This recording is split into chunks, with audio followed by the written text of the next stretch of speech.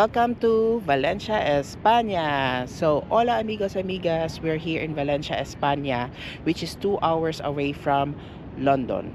So, dumating kami ni Bibi dito kahapon at around 5:30, and then dumiretso na kami ng hotel namin. Yung first night namin, so far nakatulog na naman kami ng maayos kasi ang ganda ng bed ng hotel kasi 4-star hotel yun.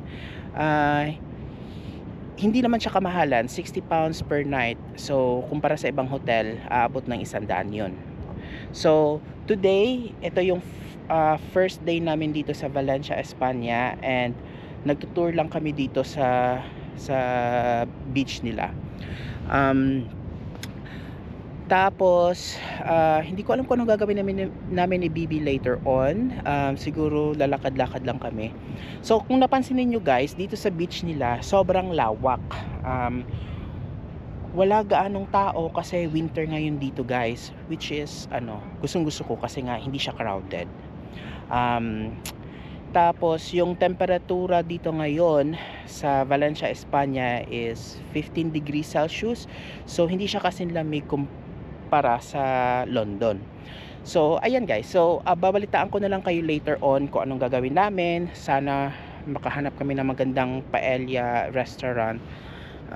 Excited ako doon kasi sabi nila yung paella daw dito sa Valencia is mas masarap kumpara sa other places ng Spain. So, sa Philippines, meron kaming very similar to paella. We called it as arroz valenciana sa Iloilo. Tapos sa Pampanga they called it bringhe. Tsaka sa Bataan yata they called it bringhe.